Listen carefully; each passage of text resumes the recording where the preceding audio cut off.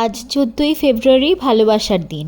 প্রতি বছর এই দিনে ভালোবাসা দিবস বা ভ্যালেন্টাইন্স ডে পালিত হয়, যা ভালোবাসা এবং প্রিয়জনের সঙ্গে অর্থপূর্ণ সম্পর্ককে সম্মান করে।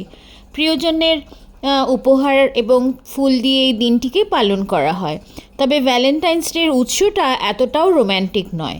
ইন্টারনেট থেকে আমরা যা জানতে পারি, ভ্যালেন্টাইন্স ডের নামকরণ করা হয়েছে সেন্ট ভ্যালেন্টাইনের নামে, যিনি একজন ক্যাথলিক পুরোহিত ছিলেন। তিনি গোপনে প্রেমিক প্রেমিকাদের বিয়ের ব্যবস্থা করতেন, যা রোমান সম্রাট ক্লডিয়াসের নিয়মের পরিপন্থী ছিল।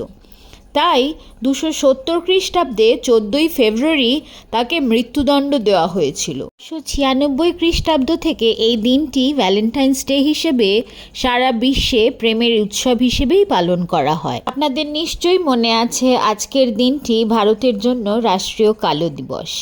2019 সালে এই দিনই জম্মু অ্যান্ড কাশ্মীরের পুলওয়ামায় এক আত্মঘাতী হামলায় 40 জন সিআরপিএফ জওয়ান নিহত হয়েছিলেন। জেশ-ই মোহাম্মদের আদিল আহমদ নামে পরিচিত আত্মঘাতী হামলাকারী সিআরপিএফ কনভয় বহনকারী বাসটিতে 100 কেজির বেশি বিস্ফোরক নিয়ে তার গাড়ি বাসের মধ্যে ধাক্কা দিয়েছিল। মনে পড়ছে? আবার আজকের এই দিনটিতেই ইউটিউবের জন্ম হয়েছিল। 2005 সালে এই দিনেই ইউটিউবের জন্ম হয়েছিল। চ্যাড হারলি, জাভেদ করিম, স্টিভ চেন ছিলেন ইউটিউবের প্রতিষ্ঠাতা। আপনারা জানেন, সুন্দরবন একটি ওয়ার্ল্ড হেরিটেজ সাইট।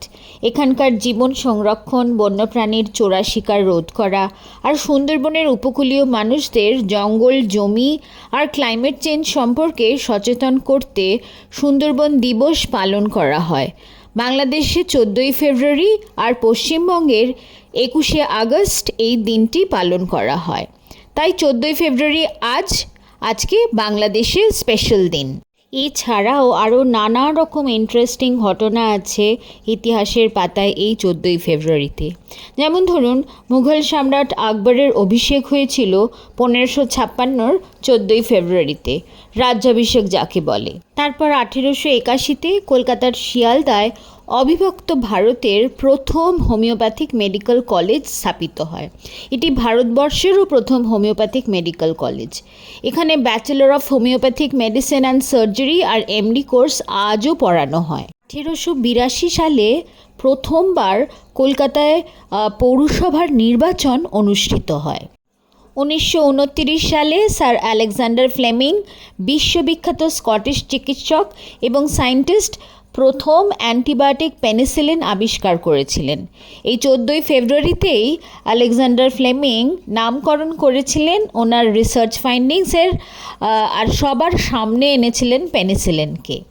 1938 সালের এই 14ই ফেব্রুয়ারিতেই বিখ্যাত চিত্রশিল্পী ও কার্টুনিস্ট গগনেন্দ্রনাথ ঠাকুর কলকাতায় মারা যান। উনি সেরিব্রাল স্ট্রোকে আক্রান্ত হয়ে প্রায় 8 বছর শয্যাশায়ী ছিলেন। ওনার মেমোরিতে কলকাতায় রবীন্দ্র সদন চত্বরে রয়েছে গগনেন্দ্র শিল্প প্রদর্শনশালা, যা নানা রকম চিত্রশিল্প, আলোকচিত্র, ভাস্কর্য, হস্তশিল্পের প্রদর্শনীর জন্য পরিচিত। আপনারা অনেকেই সেটা চেনেন। আজকে ভাবলাম একটুখানি অন্যরকমভাবে ভ্যালেন্টাইন্স ডের পরিবর্তে আপনাদেরকে 14ই ফেব্রুয়ারির ইতিহাসের পাতা থেকে কয়েকটা টুকরো একটুখানি শেয়ার করি। হয়তো আপনাদের ভালো লাগবে। যদি ভালো লেগে থাকে এই টুকরো টুকরো ইতিহাসের এই টিডবিটসগুলো, তাহলে ভিডিওটা অন্যের সঙ্গেও শেয়ার করবেন বন্ধুরা। ভ্যালেন্টাইন্স ডেতে আপনাদের সকলকে আমার তরফ থেকে অনেক অনেক ভালোবাসা। সবাই খুব খুব ভালো থাকবেন। Thank you for watching.